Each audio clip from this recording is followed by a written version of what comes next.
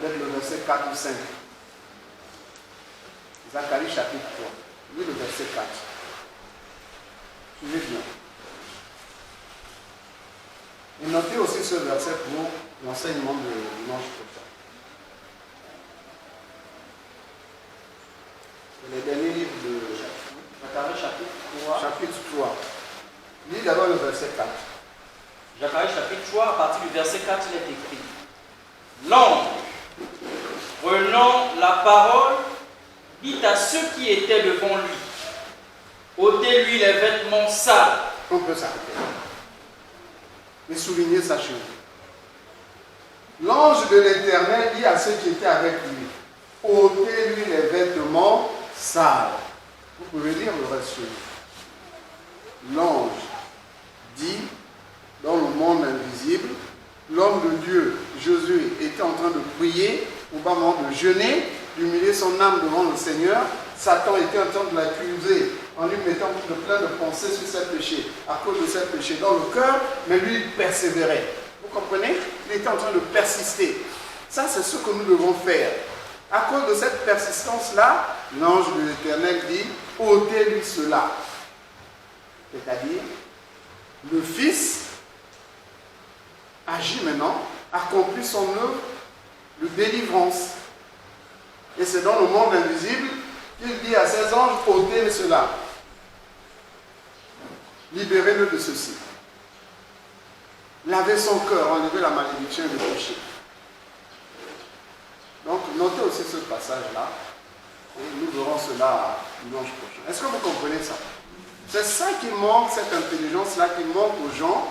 Et les gens continuent à patauger dans le péché et à boire en permanence la malédiction et à vivre dans une misère parfois indescriptible, tout en étant enfant de Dieu, officiellement. Je reviens toujours à ce jeune homme-là qui me disait que dans leur église, le pasteur est très prospère avec sa femme et ils font beaucoup de témoignages, mais l'adjoint du pasteur a à peine de quoi payer son taxi pour venir à l'église. L'adjoint au pasteur a du mal à payer son loyer et à payer le taxi pour venir à l'église. Cependant, ils sont dans une église où on prêche la prospérité en permanence. Il y a donc un problème. Il y a un problème.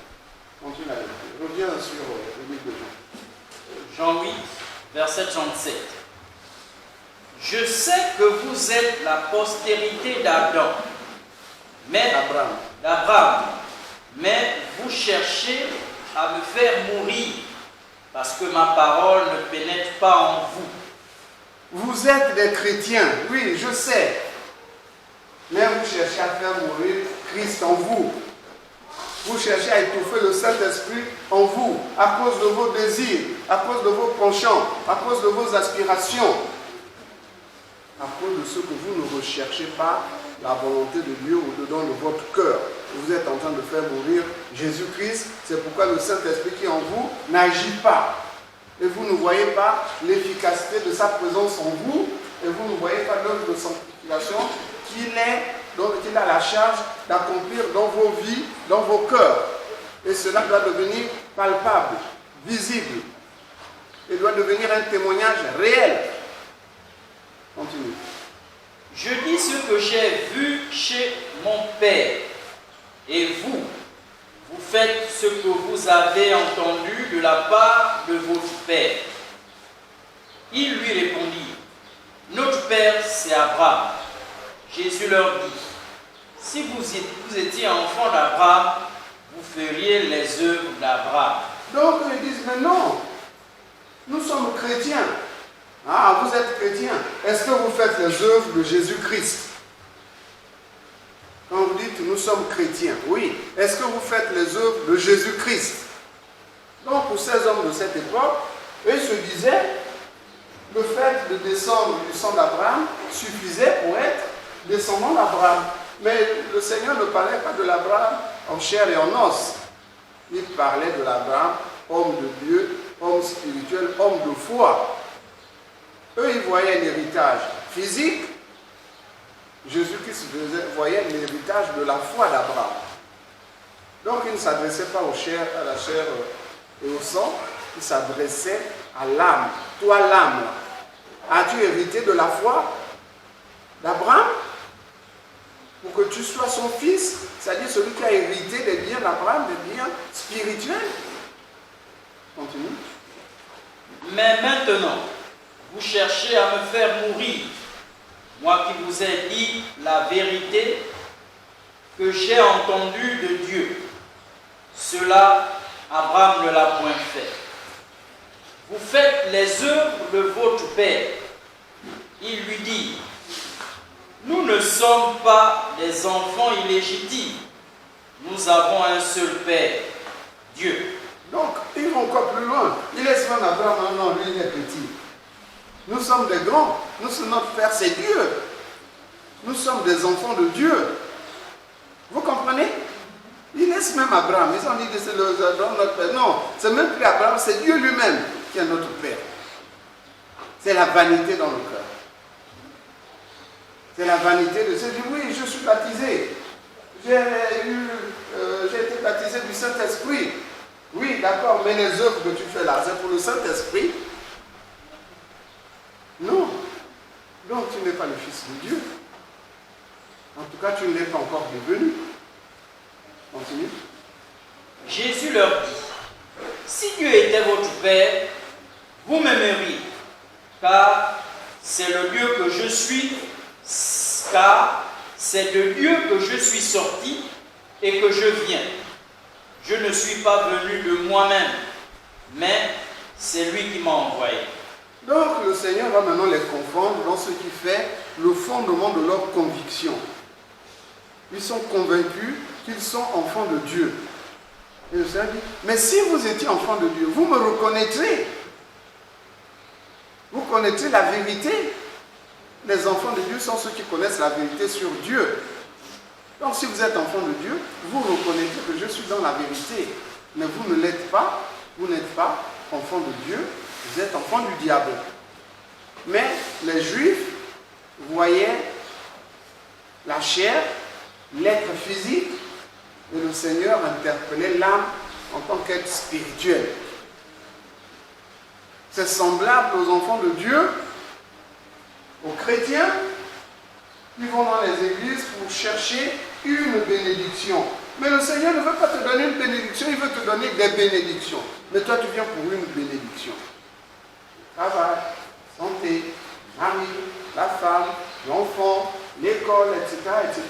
Une bénédiction, une maigre bénédiction. Mais le Seigneur veut te donner plus. Il veut te donner plus.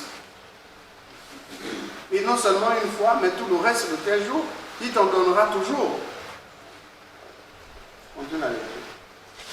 Pourquoi ne comprenez-vous pas mon langage?